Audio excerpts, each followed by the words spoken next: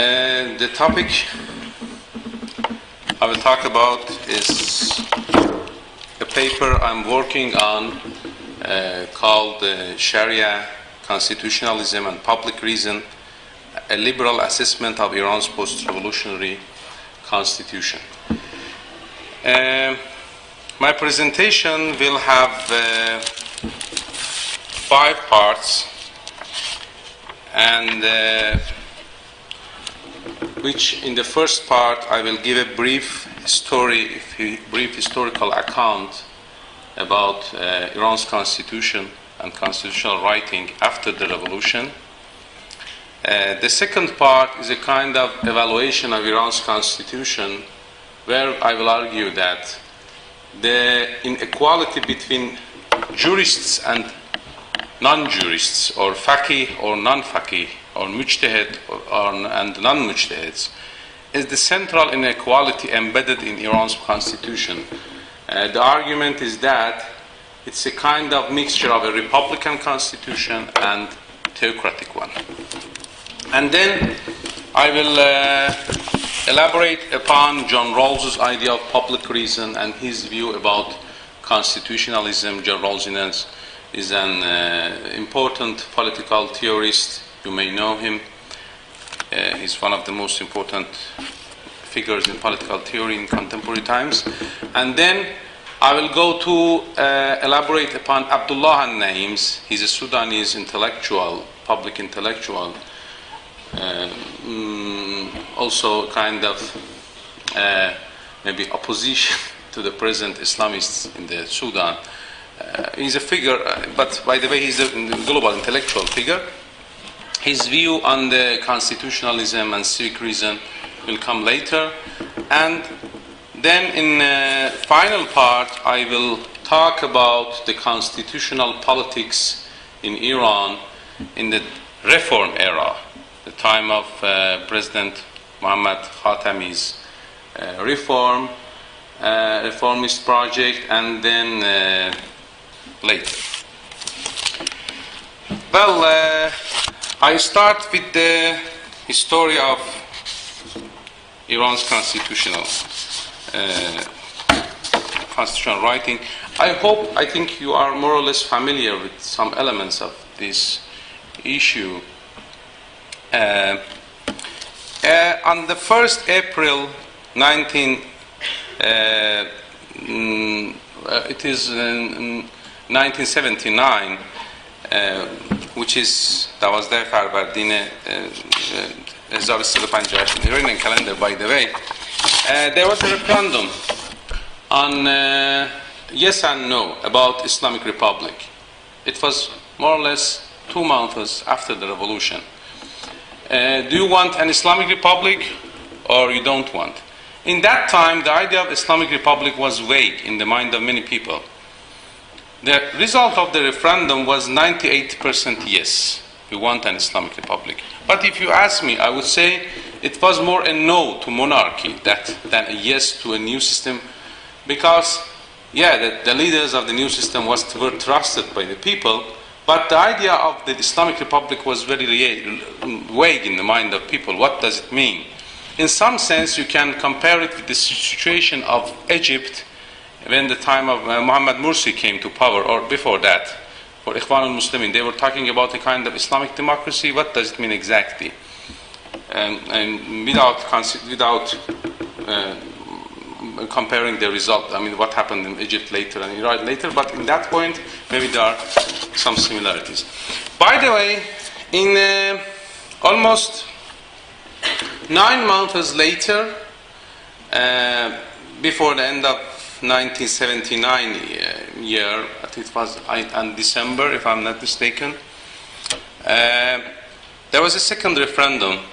In this procedure, in this time, the constitution was written by an assembly with almost 70 members, 50 of whom were more or less clerics, ayatollahs, faqihs, and the rest 20 were from a layman. My argument is that constituent of that assembly led writing a constitution in which the faqihs, the jurists, have some privilege in taking some important political positions, including the leadership, judiciary, the head of judiciary, and some important other parts of judicial system, being in justice. And this council, which is called Guardian Council, which half of its members are clerics according to Iran's constitution. I will go to those details in the next sections of my article. But by the way, it is, it was, sometimes it is said that when you are writing a constitution, publicity conditions should be satisfied. The people who are on that assembly should be representative of the whole people, of the majority of the people. In Iranian case, it seemed that it was not completely the case. One of the reasons was that we should go to that historical era was that it was written in such a rush and hurry. Some intellectuals like Mehdi Bazargan or others, they were going to writing a constitution in the process of 2 years or something, for example. But some others were insisting that let's have the constitution written as soon as possible because the new system should start to work. And I think this kind of hurry and rush led to some undemocratic conclusions. By the way, during a process of couple of months, the new constitution was written and put on the referendum.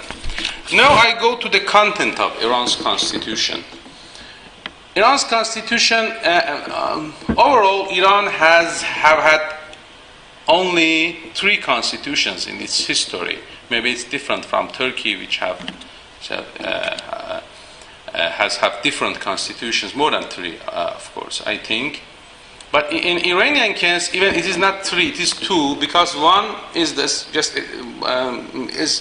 the revision of the other, as I will explain. The first constitution is the constitution of Iran's constitutional revolution, written in the first decade after the beginning of 20th century, which had later they added a complement to that. This constitutional was on the table until the Iran's revolution. How much Shah's regime was acting upon that is another issue, because I think Shah was not limiting its powers within the boundaries of the constitution, because it was supposed to be constitutional monarchy, but in act Shah was an absolute king, more or less, especially in the last years of his rule. By the way, in Iran, the constitutional was written in 1979, as I explained. It was one time only amended in 1989, just few months after the death of Ayatollah Khomeini. I have talked 10 minutes right now. Okay. So when Ayatollah Khomeini was about to die, he ordered a revision in the constitution. That has another story. I don't go so much into details because of limited time. But by the way, the principle of guardianship of the jurist had this adjective behind it, absolute guardianship of the jurist, in the article 57. They don't use the guardianship jurist theory what exactly, they say the wilayatul amr. By the way, and the demand for being a marja taqlid, if some of you might know about Shia theology and what is a marja. Marja is the most knowledgeable person in fiqh who people come and ask, is the Azam Mufti, the Grand Mufti. In the Constitution right now it is written that, maybe I will read those parts to you. that a jurist should be, a knowledgeable jurist should be a leader, but not the most knowledgeable, or marja. Because of Iran's ruling elites came to idea that there might be a case where a marja is the most knowledgeable in fiqh, but is not talented enough in politics. By the way, I think it was also a kind of diversion or diversion from the traditional Shiism. Let me go into some details about Iran's constitution and this unequal status of jurists and non-jurists, and why I think it is a central inequality which leads to other inequalities in Iran's political system. I have gone through detailed reading of Iran's constitution in the terms of Sharia and jurisprudence. I go more or less quickly on those areas, but I will explain to you.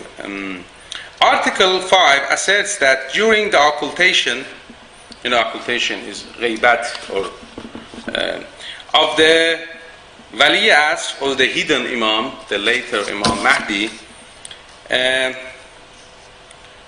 God hasten his reappearance, the Velayat and leadership of the Ummah devolved upon the just and pious Faqih, who is fully aware of the circumstances of his age, courageous, resourceful, and possessed of administrative ability. It is Article 5 of Iran's constitution.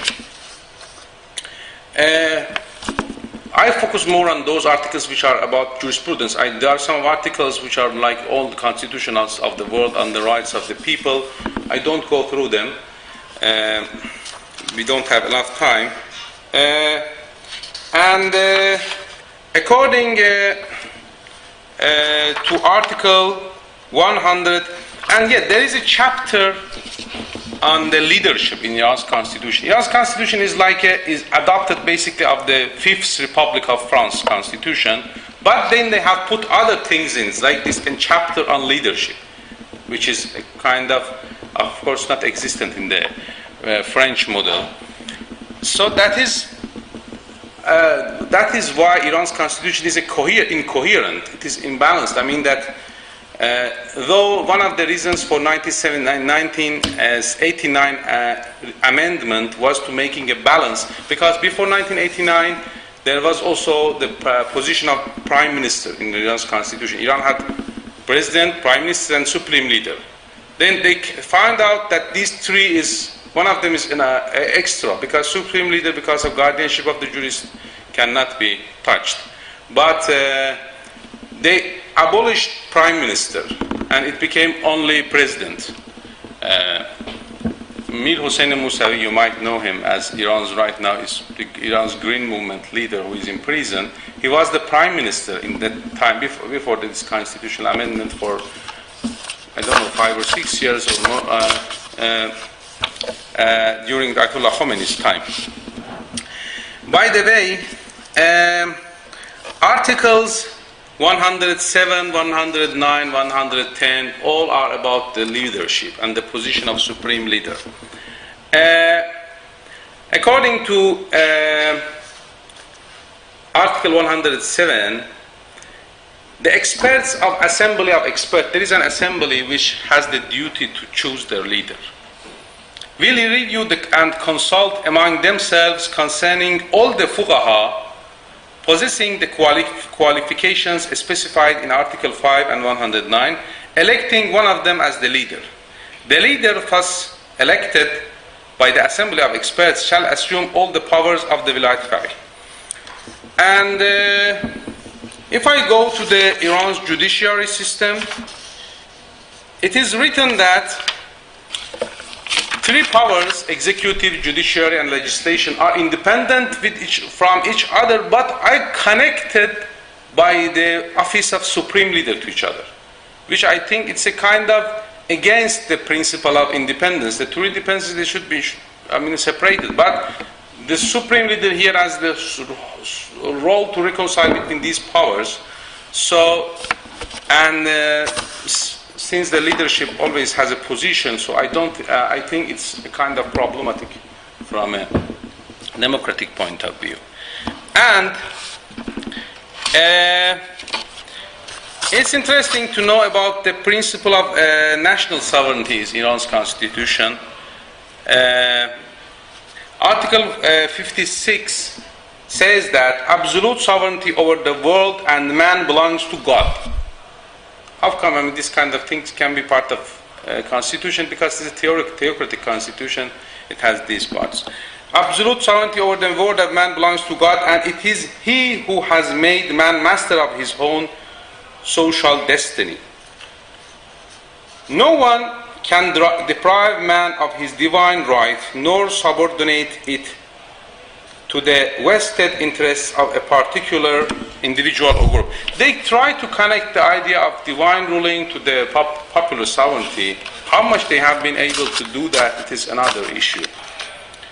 The people are to exercise this divine right in the manner specified in the following articles. And this is the article which I was mentioning. The powers of the government in the Islamic Republic are vested in legislature, the judiciary, and the executive powers, functioning under the supervision of absolute wilayatul amr and leadership of the ummah, in accordance with the forthcoming articles of this constitution. These powers are independent on each other. It adds that these powers are independent of each other, but as I said, there is a paradox there. And if I want to add something else about Iran's constitution, I should go about the principal article, which is about the official religion of the country. Article 12 says that the official religion of Iran is Islam, and the 12-verse Shia is school. And this principle will remain eternally immutable. And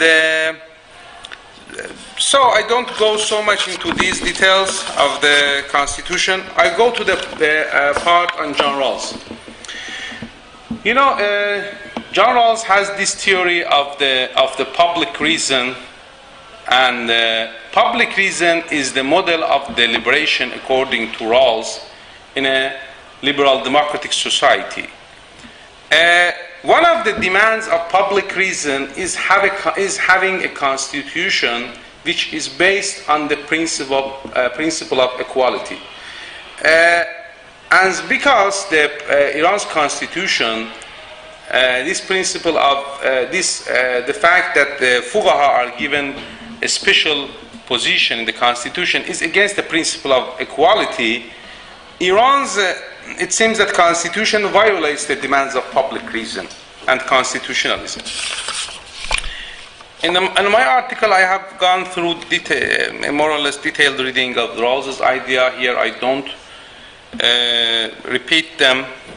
But by the way, according to Rawls, religious discourse in public domain should be limited within the boundaries of reasonableness. You can't ask for the people a kind of taqlid, which in the idea of marja taqlid we have,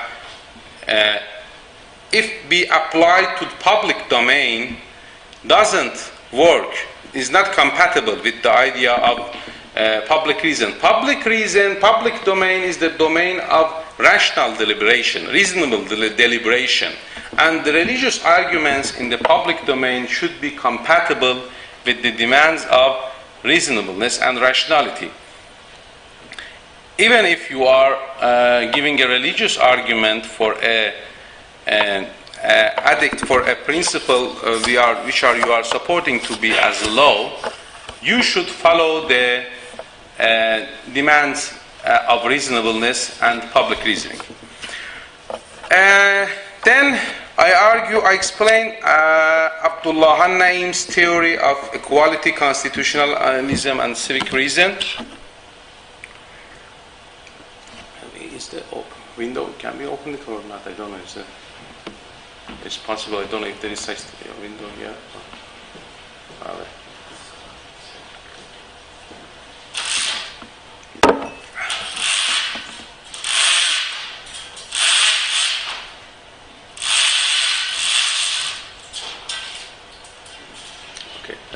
Thank you so much.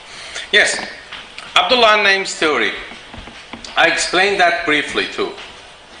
An-Naim kind of Rawls refers to Abdullah an-Naim in a footnote in his book, in his famous article, The Idea of Public Reason Revisited, as a kind of providing an Islamic argumentation and justification for the idea of constitutionalism and public reason.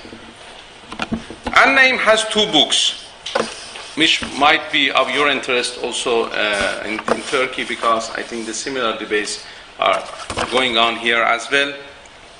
One of the books is Toward an Islamic Reformation, Civil Liberties, Human Rights and International Law, and the other book is Islam and Secular State, Negotiating the Future of Sharia. These two books are complementing to each other.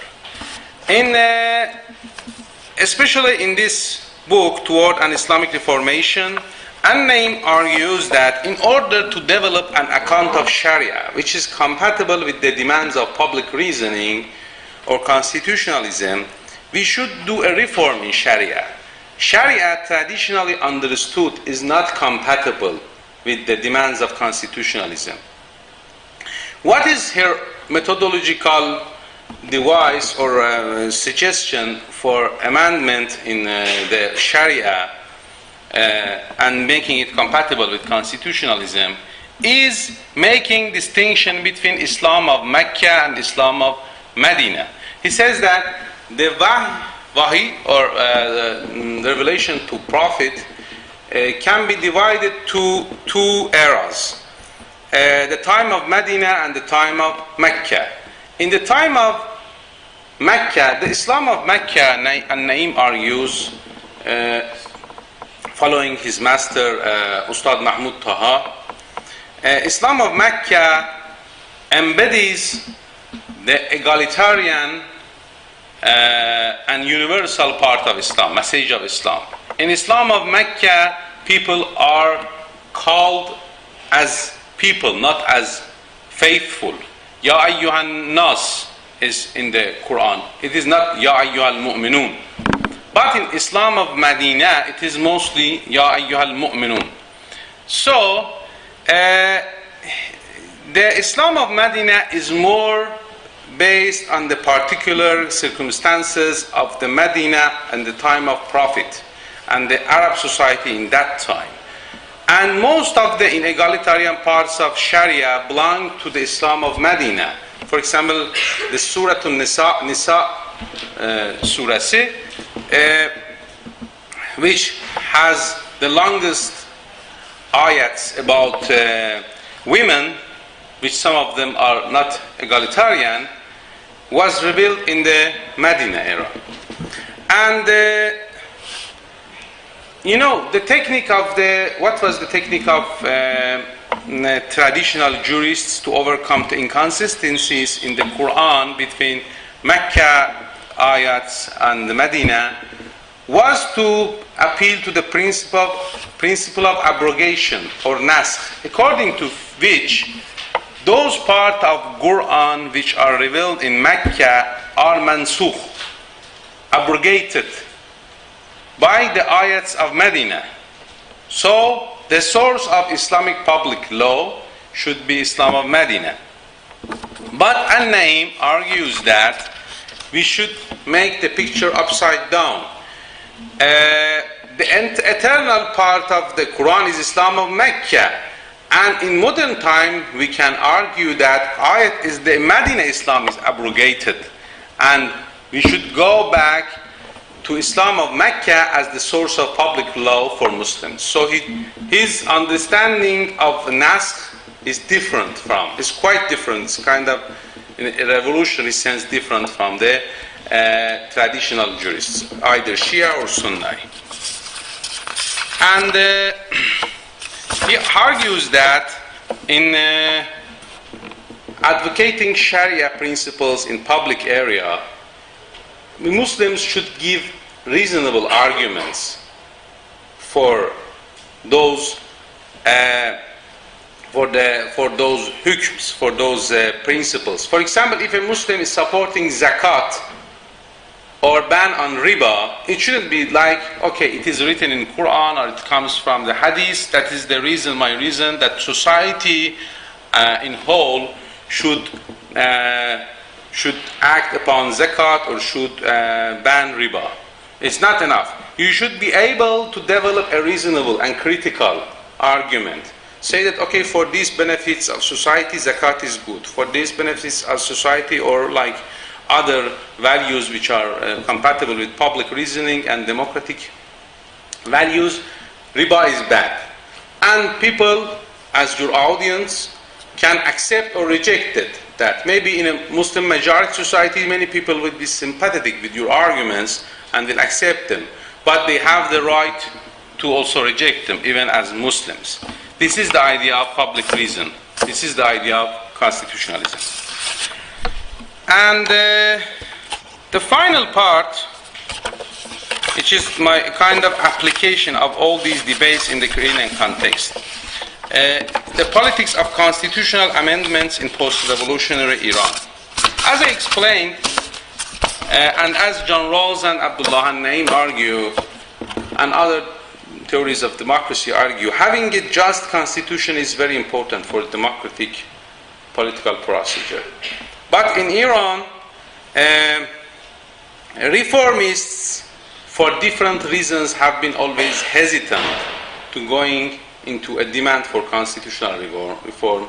One of the main reasons is that, Iran's 1979 constitution didn't have any principle for reform.